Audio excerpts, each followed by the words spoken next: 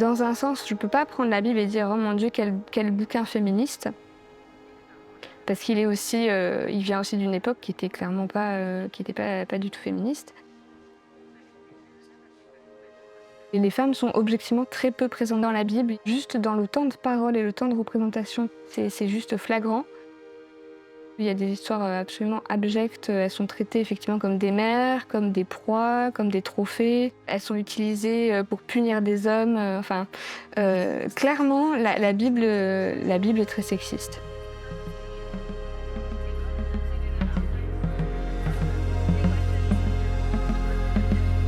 Before the aircraft could move, everyone must be seated with their seatbelts securely fastened. All of your tray tables and your carry-your-item also now lowered. All of your tray tables and your carry-your-item all of your tray tables and your carry-your-item also now lowered.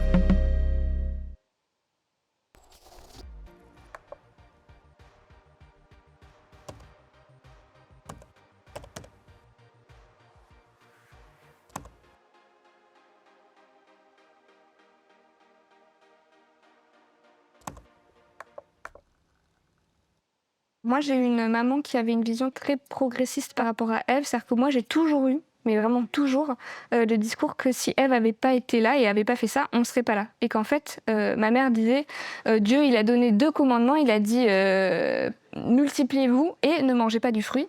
Sauf qu'en fait, on ne pouvait pas se multiplier tant qu'on n'avait pas mangé du fruit. Et c'était donc, si on voit ça d'un point de vue parental, je trouve que Dieu était un père très sadique. De donner une double injonction comme ça, contradictoire. Mais du coup, moi, j'ai grandi vraiment avec l'idée que Adam se tournait les pouces dans le jardin d'Éden et que c'est Ève qui a dit « bon, ça suffit maintenant, qu'est-ce qu'on fait, quoi ?»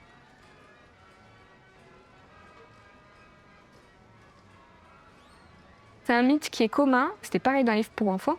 Les petites filles, quand elles font des trucs d'aventure, il y a toujours un moment où ça se pète la gueule sévèrement et où tout le plot, c'est comment elle va réparer la faute immense d'avoir pris un risque. Alors que les petits garçons, quand ils prennent des risques, bah, c'est des aventuriers. Donc oui, il y a effectivement un truc très sexiste et il y a une lecture du péché originel qui est très sexiste. Mais en même temps, c'est tout à fait possible de dire bah, c'était une prise de risque. Et les prises de risque, bah, des fois ça paye, des fois ça paye pas. Et en l'occurrence, pour le péché originel, bah, ça a quand même donné lieu à toute l'humanité, donc ça a l'air pas mal.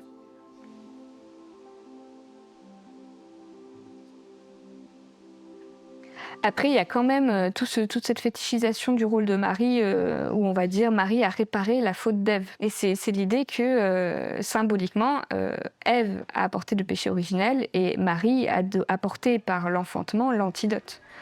C'est ça, cette rhétorique qui n'est pas du tout biblique, parce qu'il n'y a pas d'endroit où dans la Bible on nous dit que Marie a... Paye la dette de Ève, quoi. Ouais, voilà. Mais c'est un mythe et une symbolique qui est très très présente. Si tu vois des images de Marie qui écrase un serpent, c'est ça en fait. C'est le péché originel.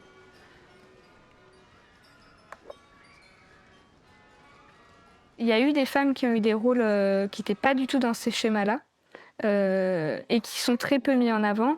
Par exemple, on a le rôle de Anne à la naissance du Christ, qui est citée comme prophétesse, et donc prophétesse comme le prophète Moïse, comme le prophète Élie, enfin bref. Et effectivement, quand on en parle, soit on minimise le fait que c'était une prophétesse, on va dire que c'était une femme très digne, c'était une femme qui avait une bonne vie.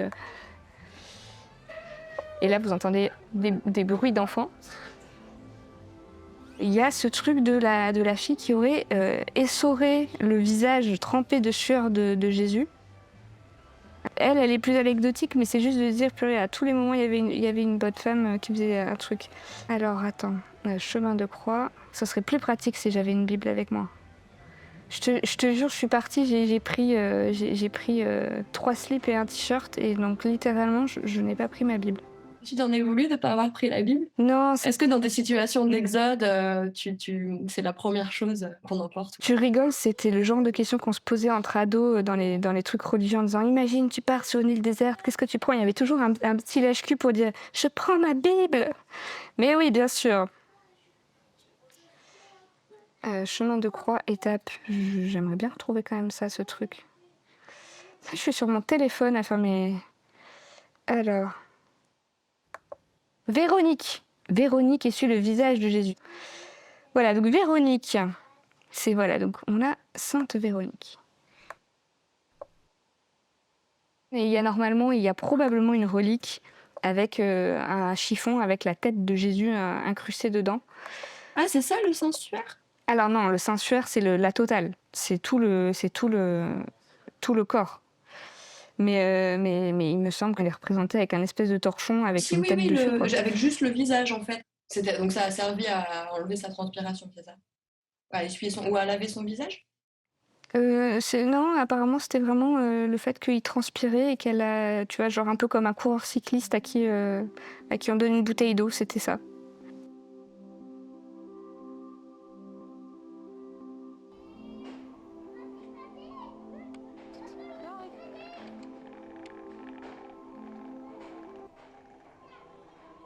Une fois qu'il est mis sur sa croix et qu'il agonise, il y a sa mère qui est là. Et on dit qu'elle est avec d'autres femmes dont apparemment il y en a une qui est décrite comme étant une femme riche.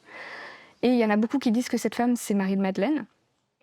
Oui, c'est très compliqué dans le sens où il y a beaucoup de Marie. Ouais, puis c'était un peu le prénom, c'était le Kevin de l'époque, quoi. Des Marie, il y en a plein. Elle était rousse? Ou c'est après qu'on a dit ça pour que ce soit sexy? Ça fait partie des traditions. Il y a pas de. Ah. Alors le truc qui est compliqué avec le christianisme, c'est que on a la Bible que tout le monde connaît, mais en fait cette Bible, elle a été construite au fur et à mesure du temps avec des textes qu'on a acceptés ou rejetés. Ce qui fait qu'il y a beaucoup de traditions qu'on a aujourd'hui qui sont toujours présentes dans l'inconscient collectif, qui sont toujours présentes par exemple dans des vitraux ou dans des représentations dans des églises, mais qui ne sont pas présentes dans notre Bible parce que c'était des références à des textes qui ont été rejetés. Donc le fait qu'elle ait été rousse par exemple, soit c'est juste, il y a des gens qui ont commencé à la peindre rousse et ils ont trouvé ça sexy, ça c'est possible, soit c'était marqué quelque part dans un des bouquins qui n'a pas été accepté, et c'est pas pour autant que c'est faux, donc j'ai pas de réponse là-dessus. Mais je sais que c'est pas quelque chose qui est dans la Bible traditionnelle.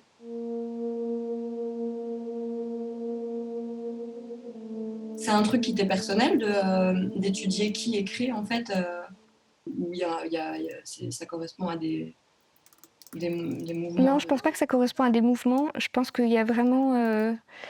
Moi, je sais que quand j'ai lu la Bible, il y a eu un moment où dans ma tête, il y a un truc qui a shifté, où je me dis, il y a des vrais gens derrière. Et il y a des caractères, et où en fait, je me suis rendu compte que.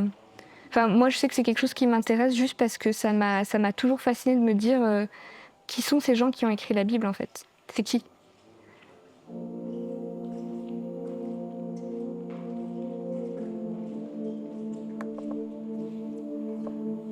Quand on lit les écrits de Paul et qu'on essaie de comprendre quel caractère il a, c'était un mec qui n'aimait pas les femmes, qui n'aimait pas les gays. Et notamment, il y a un épisode où il s'est fait agresser par les marchands du temple, donc qui étaient des temples païens. Et donc, il y en a qui disent, en fait, il est juste hyper remonté contre ces professions-là, et notamment, il est très remonté contre les prostituées du temple qui étaient soit des hommes travestis, soit des hommes qui avaient des rapports sexuels entre hommes, et qui avaient des pratiques sexuelles religieuses homosexuelles. Et du coup, il a une vision qui est extrêmement rétrograde, qui est très violente. Il dit quand même que c'est des gens qui vont aller en enfer, qui vont brûler et qui méritent la mort. Tu peux pas dire que quelqu'un mérite la mort dans un texte sacré, quoi. C'est...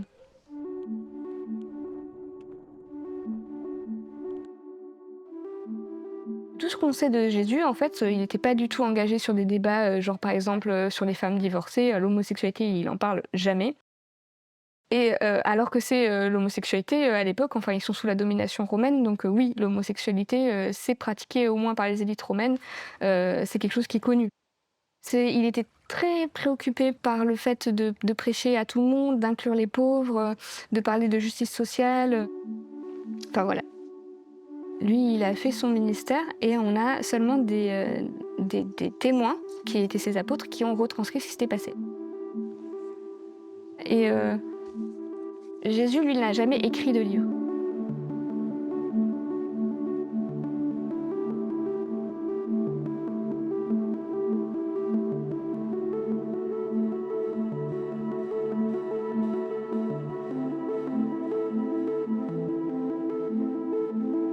Et je pense que la prière, c'est une forme de méditation.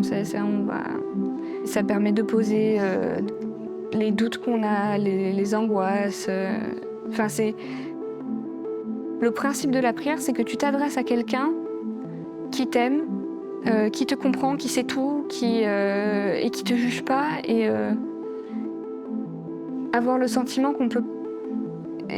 C'est ce sentiment que t'es jamais seul, en fait, que si t'as besoin, tu peux toujours parler à Dieu, et je sais que ça, par contre, c'est quelque chose que j'aime beaucoup.